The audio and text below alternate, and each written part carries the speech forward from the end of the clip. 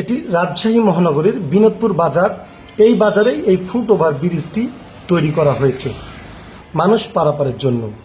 রাজশাহী মহানগরীতে এমন 8টি ফুটওভার ব্রিজ নির্মাণ করা হয়েছে শহরের বিভিন্ন লোকেশনে।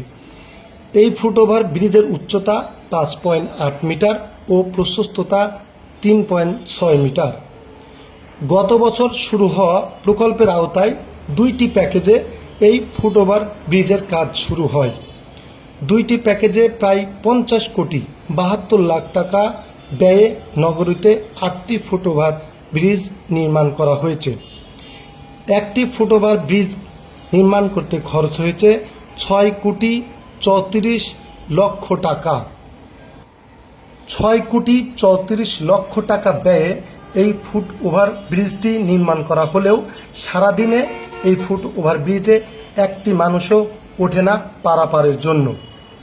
স্থানীয়রা জানিয়েছেন এই ফুটওভার ব্রিজে মানুষ ওঠে না পারাপারের জন্য, তবে সন্ধেবেলা বা বিকেল হলে কিছু মানুষ আড্ডা ও ফটো সেশনের জন্য উঠেন এই ফুটওভার ব্রিজটিতে।